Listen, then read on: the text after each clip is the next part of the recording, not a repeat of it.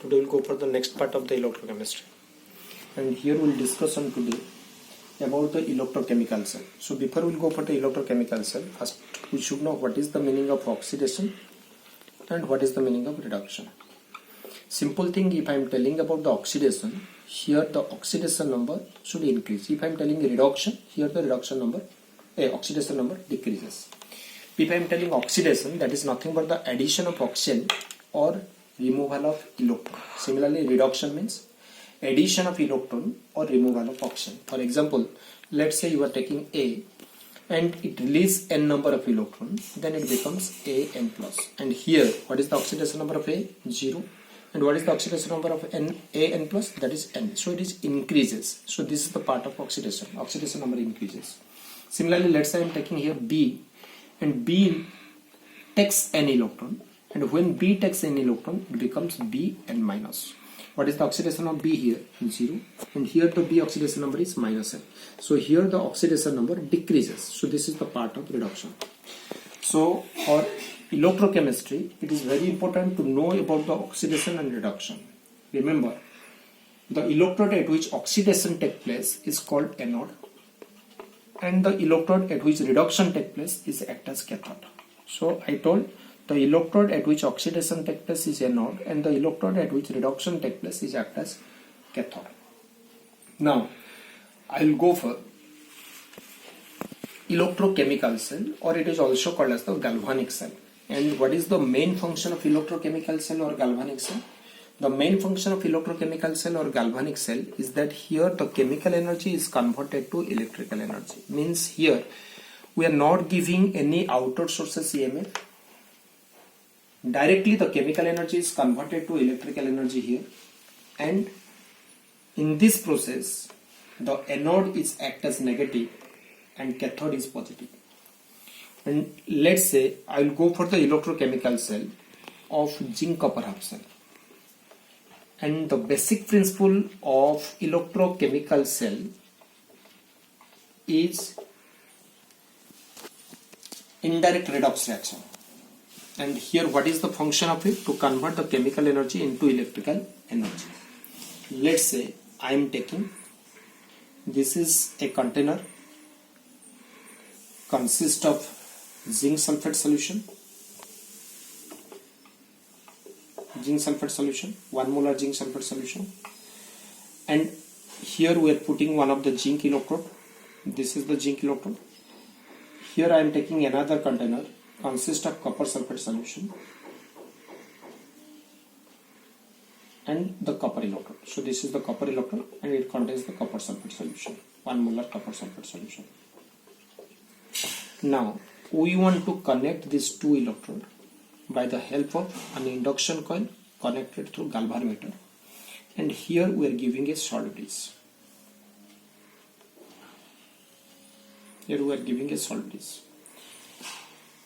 The zinc electrode and the copper electrode connected through induction coil.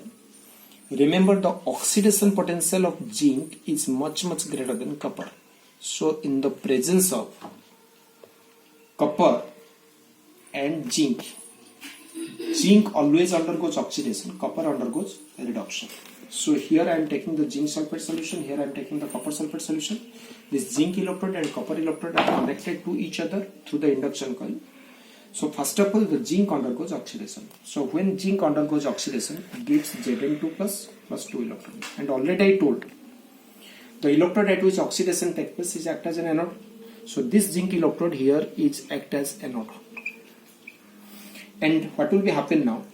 The Zn2 plus ion from the electrode is migrating to the electrolyte. So here the Zn2 plus ion will be present in the electrolyte, and the electrons are present on the surface of electrode. As electron is negative charge, so now this anode is act as negative.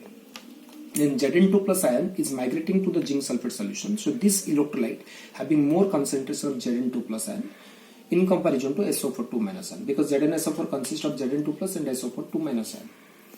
Now at the same time, what will happen? Here the electrons are accumulated. We know in the presence of zinc, copper do not undergoes oxidation, so copper wants to reduction reaction. But here this electrode copper is neutral, so its oxidation number is 0, and that indicates it cannot undergo reduction because the metal minimum oxidation number is 0, further it cannot be reduced. But this copper electrode is present inside the copper sulfate solution.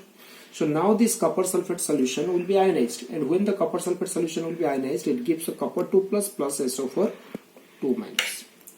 So this copper 2 plus will be attracted by the copper electrode because this is negative charge and this is connected to the copper electrode. So this is the positive charge will be attracted, and the copper 2 plus from the electrolyte will be deposited on the surface of copper electrode. So now the copper 2 plus will be deposited here, and this electrolyte consists more amount of SO4 2 minus ion. So this electrolyte consists more amount of SO4 2 minus ion.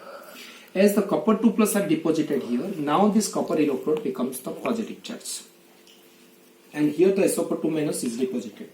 So we can say if more amount of copper sulfate will add, then more copper 2 plus will be deposited. So that implies I can say reduction potential is directly proportional to concentration of ion, and we can prove it also on later.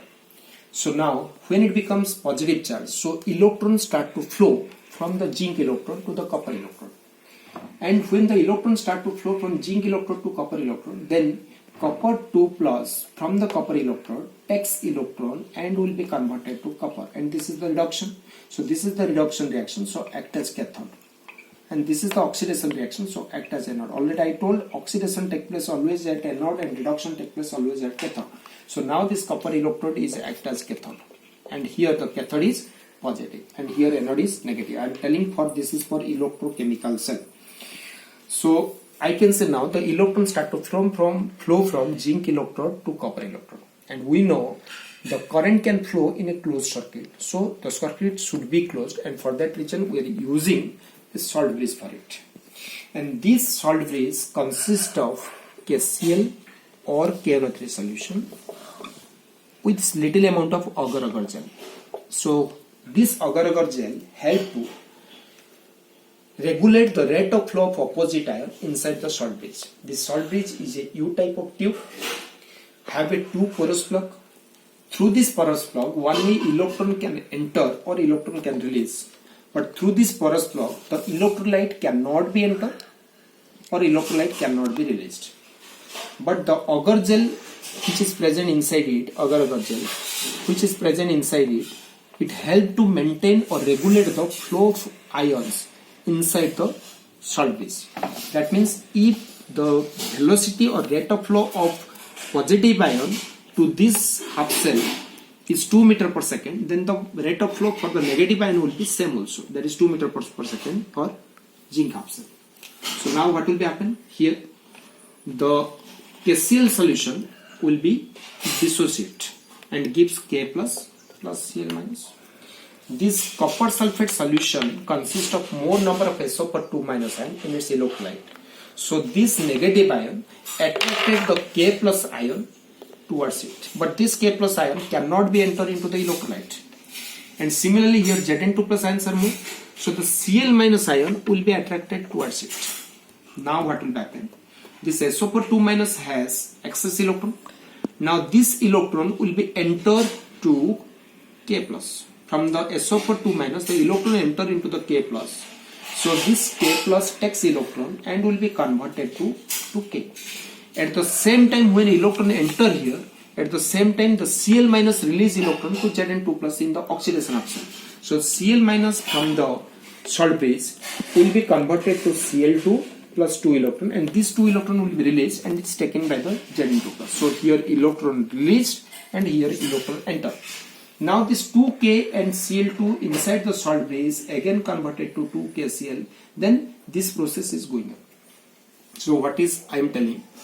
The process I am telling that here the electron in the zinc copper half cell start to flow from zinc electrode to copper electrode in the outer circuit, and the salt bridge help to take the electron from the copper half cell. At the same time it help to release the electron in the zinc half cell, and due to this reason the circuit becomes the closed circuit and electrons start to flow, and due to this reason current can be flow, and the flow of current can be detected by the galvanometer. We know the current flow in the opposite direction of flow of electron, so the galvanometer will be deflecting this way. So what is the main function of the salt bridge we are getting from it? The main function of the salt bridge is that It maintains the electrical neutrality between the two half cell. Number one. Number two, it helps to make the circuit closed. Number three, it also separate the electrolyte of zinc half cell and copper half cell. So I am telling about the zinc copper half cell. On the next class, I will go for the rest part of the electrochemistry.